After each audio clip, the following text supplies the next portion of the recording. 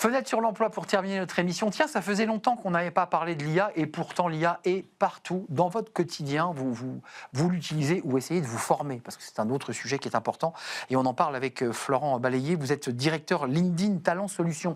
Alors on m'a repris à plusieurs reprises, notamment Nicolas Juchat. On prononce comment ? LinkedIn. Alors vous pouvez remplacer le D par un T. LinkedIn. LinkedIn. Donc ça y est, maintenant je suis dans le... Vous avez décidé à travers une étude qui est sortie il y a quelques semaines maintenant sur le... alors vous êtes le plus grand réseau social du monde, réseau professionnel, du recrutement. Près de la moitié, 44% des professionnels interrogés en France déclarent que l'apprentissage de l'intelligence artificielle équivaut pour eux à un deuxième emploi. Qu'est-ce qu'ils veulent dire ça ? C'est trop complexe, ils ont du mal à se former, ils ne comprennent pas ? Oui, alors il y a en effet plusieurs enseignements qu'on peut tirer de cette étude. Le chiffre dont vous parlez, en effet, met en exergue qu'il y a probablement un fossé qui existe entre les capacités d'un salarié à appréhender les outils d'intelligence artificielle et ce que les entreprises mettent en effet au regard de cet apprentissage qu'il faut faire. Et 44% en effet considèrent qu'apprendre ou maîtriser un outil d'intelligence artificielle équivaut à faire un même job. Et dans la lignée d'ailleurs de cette statistique, qui est aussi à noter, c'est près d'un tiers, un peu plus, c'est 37% je crois, des personnes ressentent un sentiment d'anxiété. Alors cette anxiété naît dans le fait qu'en effet, j'ai conscience qu'il y a un écart qui s'est creusé entre ce que l'entreprise me demande et ce que je sais réaliser, et puis je suis un peu perdu. Voilà.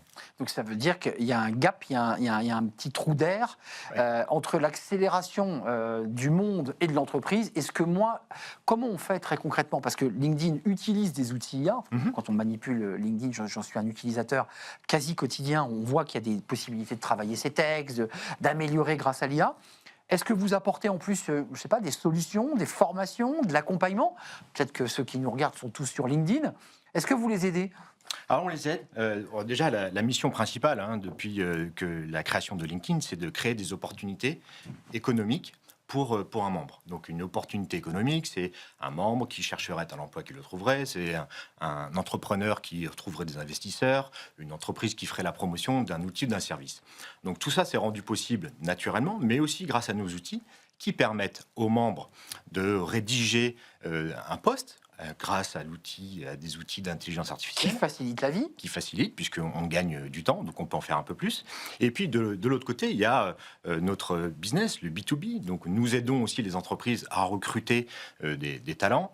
Et on est en capacité aujourd'hui d'aider des recruteurs en leur donnant accès à des outils qui sont eux aussi boostés à l'intelligence artificielle, qui leur permettent de dégager du temps. La rédaction d'une annonce, d'une job description, comme on dit, je gagne beaucoup de temps.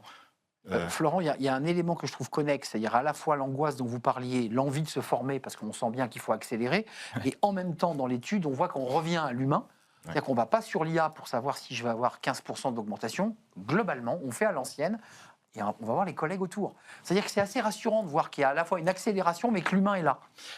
Vous avez raison. L'irremplaçabilité de l'humain est très prononcée dans cette étude. Et ça tombe plutôt bien, puisque c'est la vision que LinkedIn porte aussi de la vision de l'intelligence artificielle.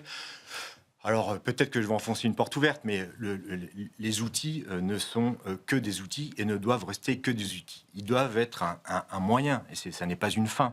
Et dans cette étude, vous l'avez lu, c'est 70% des employés, des salariés, préfèrent s'en remettre à une décision humaine. 90% des dirigeants ont le même sentiment, que la décision, au final, doit s'en remettre à l'humain. Eh ben, ça fait plaisir de l'entendre, cher Florent Balayer, directeur LinkedIn Talent Solutions, parce que c'est intéressant d'entendre que l'humain reste aussi au cœur d'un réseau social aussi puissant que le vôtre, utilisé par des millions, pour ne pas dire presque des milliards peut-être d'utilisateurs dans le monde entier. Je ne parle pas de la France. Merci de nous avoir rendu visite. Je vais me faire tirer les oreilles, nous sommes très en retard.